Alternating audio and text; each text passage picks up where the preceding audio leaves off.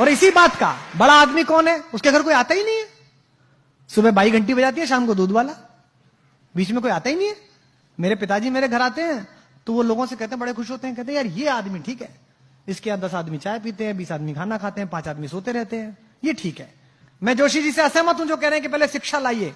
शिक्षा तो लाइए, लेकिन हिंदुस्तान की दुनिया की जितनी समस्याएं हैं वो किसने पैदा करी? आइए, शिक्षित लिखते हैं, अशिक्षित लिखते हैं और समस्या लिखते हैं। आइए, पहली समस्या बेरोजगारी, किसने पैदा करी भाई?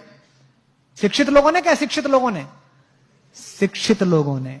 गांव में सबके पास रोजगार था, गांव में सब लोगों के पास कुछ ना कुछ काम था। लकड़ी वाले के पास लकड़ी का काम था, जूते वाले के पास जूते का काम था, लोहे वाले के पास लोहे का काम था। सब एक दूसरे को भोजन दे रहे थे, सब एक दूसरे को अन्न दे रहे थे, सबका काम चल रहा था। आपने सुना गांव में कोई भूखा मर गया? नहीं मरा। ये शिक्षित लोगों ने पैदा की। प्रदूषण किसने पैदा किया? गांव में प्रदूषण देखा कभी? किसने पैदा किया? शिक्षित लोगों ने। इससे क्या तय होता है कि शिक्षा आपको कार दे सकती है, लेकिन लर्निंग आपको संस्कार दे सकती है। आपको तय करना है कि बिना संस्कार की कार लेनी है कि संस्कार सहित कार लेनी है। अधिकतम पूरी लड़ाई बिना संस्कार की कार लेने की है। यही कारण है कि हमने इस जीवन को कष्ट का साधन बना दिया है। दूध में यूरिया मिलाया जा रहा है। जो यूरिया मिला रहा है उसको शर्म लिहाज नहीं है कि किसी की किडनी में जाएगा तो किसी का पति, किसी का बेटा, किसी का सुहाग, किसी की राखी सुनी हो जाएगी। उसके खुद के घर में भी बेटी है, उसके खुद के घर में भी पुत्र है। वो सोच के देखे कि मेरे पुत्र को अगर ये यूरिया किडनी फेल कर दे और मेरा बेटा मर जाए तो कैसा लगे? नहीं, वो सोच ही नहीं रहा। उसको लगता है 1000 रुपए फालतू मिलने, थोड़ा सा यूरिया मिला दो। सब्जी वाला यही कर रहा है आपके साथ, अफसर आपके साथ यही कर रहा है, सरकारें आपके साथ यही कर रही हैं, नेता आपके साथ यही कर रहे हैं, क्योंकि हमने इस पूरे प्रोसेस को लर्निंग का बनाया ही नहीं है। हमने इस पूरे प्रोसेस को शिक्षा का बनाया है।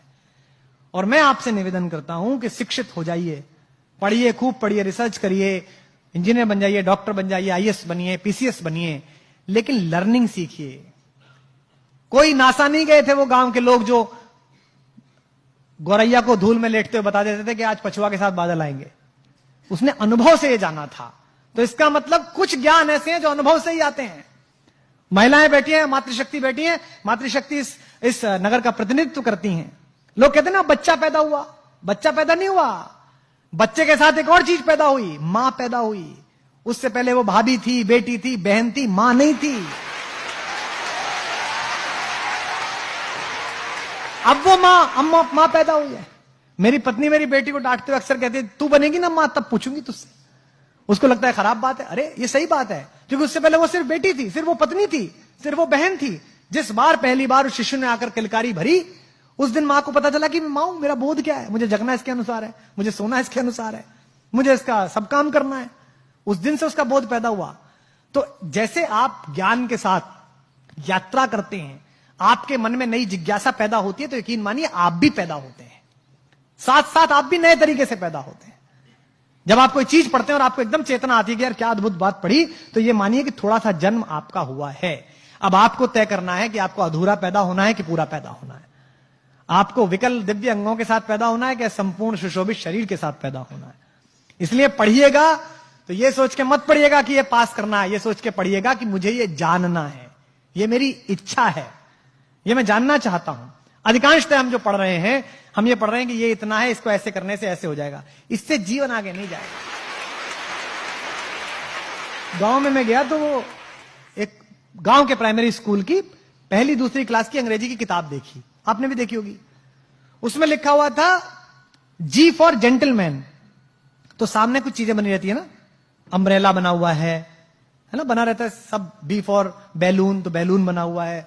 तो जी फॉर गर्ल एंड जेंटलमैन, तो एक लड़की बनी हुई और जेंटलमैन के नाम पर सूट पहने हुए एक आदमी बैठा हुआ, मतलब खड़ा हुआ, यानी कि जेंटलमैन है। जिसने सूट पहना वो जेंटलमैन है।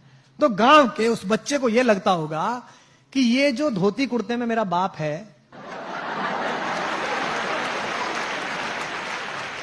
ये जो खेत में जाता है, गुरु ये जेंटलमैन नहीं है। जेंटलमैन कौन है? जेंटलमैन पीडब्ल्यूडी का वो चोर क्लर्क है जो सूट में आता है रोज सुबह सुबह।